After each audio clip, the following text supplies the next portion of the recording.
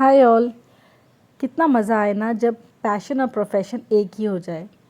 शुरुआत तो हुई थी सिर्फ कुछ प्लांट्स के शौक़ के साथ। धीरे धीरे करते करते जो है गार्डनिंग वो एक पैशन कब बन गया पता ही नहीं चला। इतना ज़्यादा इसके अंदर घुस गए कि दिन भर बस गार्डनिंग ही गार्डनिंग करना, प्लांट्स के बीच रहना। और तभी शुरुआत हुई कुछ एक नई चीज़ की, जिसका मैंने लास्ट वीडियो में भी थोड़ा सा जिक्र किया था कि मैंने गार्डनिंग में प्लांट सेलिंग स्टार्ट किया है।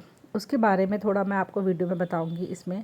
बाकी ये मेरे फ्रंट गार्डन का व्यू आप देख सकते हैं, कितना ब्यूटीफुल लगता है। सामने जो चेयर रखी है उसमें कभी शाम को, दिन में कभी भी आकर बैठो और एंजॉय करो, चाय पी सकते हैं वहाँ बैठ के। और चारों तरफ प्लांट्स रहते हैं तो मज़ा आता है।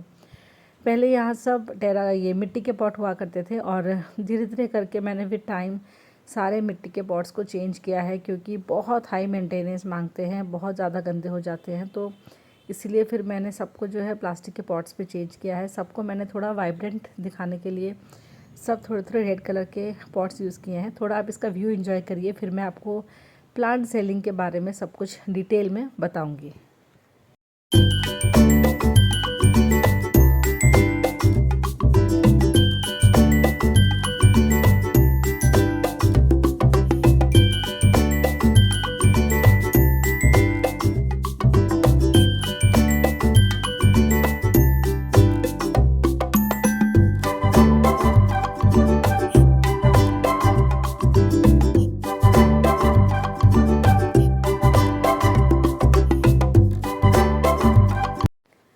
ये कुछ पॉट्स है जो किसी क्लाइंट के ऑर्डर के हैं और अभी इनको डिलीवरी करना है। बस इनमें कुछ स्टोन्स जाएंगे, वाइट स्टोन्स डाल दो। अगर मिट्टी ना दिखे ऊपर से तो इंडोर वगैरह में लगाने के लिए पॉट्स अच्छे दिखते हैं, थोड़े डिसेंट दिखते हैं।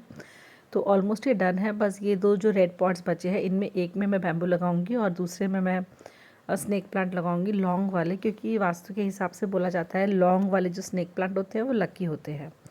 और इसमें काफ़ी सारे प्लांट्स मैंने लगाए हैं। कुछ मैंने, जैसे ये आप मेरा नियॉन पोथोस देख सकते हैं, ये मैंने अपने ही प्लांट की कटिंग से लिया है। मेरे पास नियॉन पोथोस की लंबी लंबी ऐसे बहुत ज़्यादा लताएं हो गई थी, तो उसको ही मैंने कट करके अपने सेलिंग के लिए मैंने उसको यूज़ किया है। ताकि मेरे पास तो है वो, फिर से जो प्लांट में ये सबसे अच्छी बात है कि आप जितना कट करोगे वो उतना मल्टीप्लाई होगा। तो मैंने अपने पास से ही उसको कट कर दिया पूरा। ये देख सकते हैं, ये बिल्कुल नीचे तक फॉल हो रहा था ऐसे क्रीपर जैसे, और इसको मैंने कट कर दिया कि मेरा तो फिर ये हफ्ते 10 दिन में, महीने में फिर बढ़ जाएगा और बाकी जो है मैं सेलिंग में उसको डाल दूँगी। तो ये देख सकते हैं, ये जितना लंबा आप देख रहे हैं, इतनी लंबी ये स्ट्रिंग थी।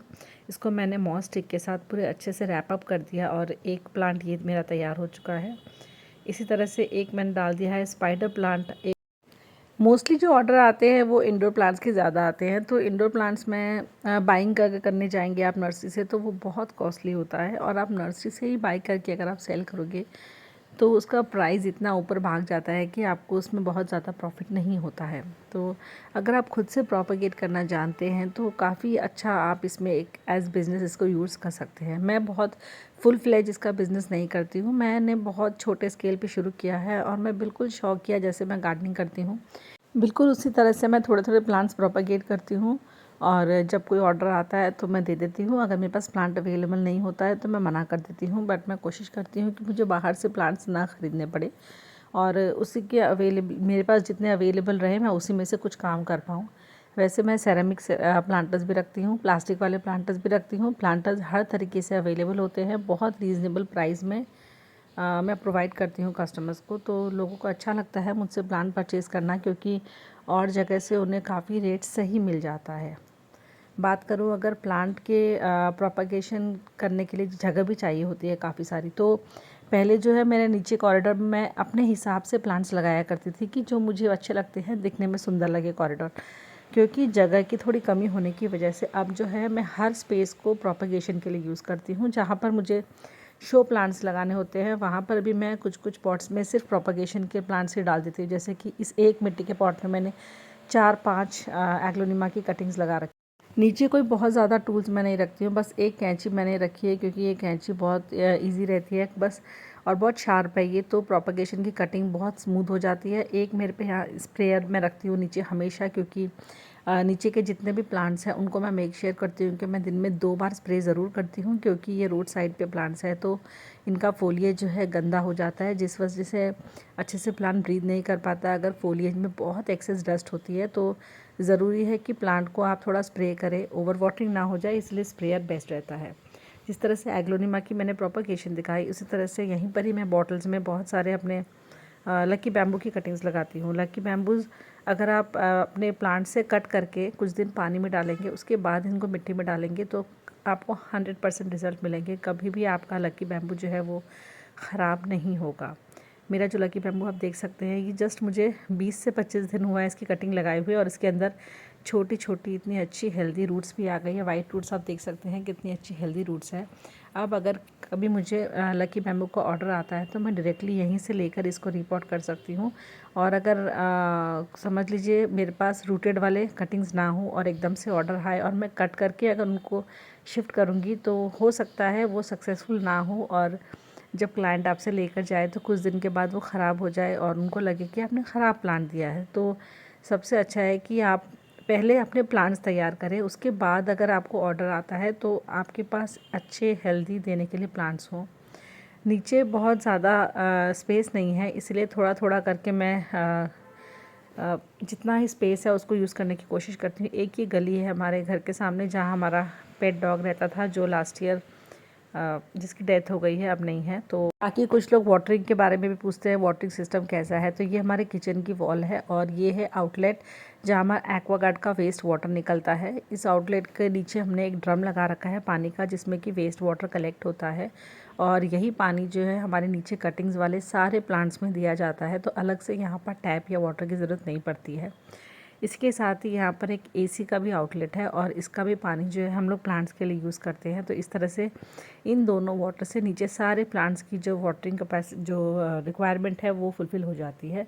यहाँ पर मैंने कुछ पर्सनल यूज़ के लिए क्राइज़ैंथेमम की कटिंग्स लगाई थी, उनको भी मैंने यहीं रखा है। और खूब सारे यहाँ पर स्नो वाइट एग्लोनिमा की कटिंग है, कुछ एरिका पाम की कटिंग है। इस तरह से यहाँ पर भी थोड़ी थोड़ी कटिंग्स मैंने लगाने की कोशिश करी है। फिर मैं ये भी सोचती हूँ कि कहीं घर वालों को भी आने जाने में दिक्कत ना हो, प्रॉब्लम ना हो, इसलिए मैं एक लाइन करके कॉर्नर में थोड़े थोड़े करके लगाती हूँ। अगर बहुत ज़्यादा प्लांट हम एक ही जगह पे रख देंगे तो वो थोड़ा आने जाने का एक प्रॉब्लम हो सकता है।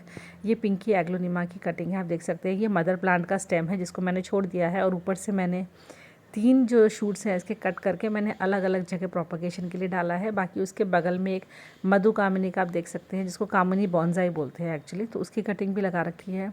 और यहाँ पर पेटिलैंथस की कुछ कटिंग्स है, कुछ मैंने नियॉन मनी प्लांट जो क्लाइंट के लिए लगाए, उसके बाद मैंने इसकी कटिंग्स लगा ली। और ये है सॉन्ग ऑफ इंडिया की कटिंग्स।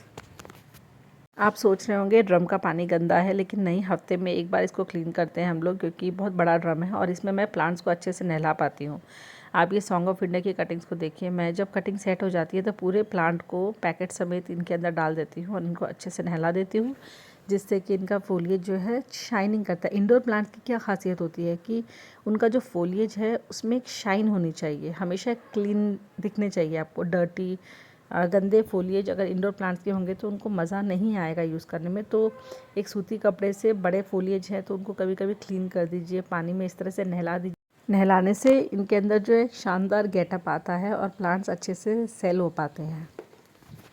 अगर आपको प्रोपगेशन के बारे में, प्लांट सेलिंग के बारे में कि कौन कौन से प्लांट्स हम लोग सेल कर सकते हैं एज इंडोर प्लांट्स, इसको प्रोपगेशन भी हम इजीली कर सकते हैं, और कितना समय लगता है किसी प्लांट को प्रोपगेट करके सेल करने में, आपको कुछ भी जानकारी चाहिए हो तो आप कमेंट सेक्शन में मैसेज करिएगा, मैं नेक्स्ट वीडियो में शेयर करूँगी।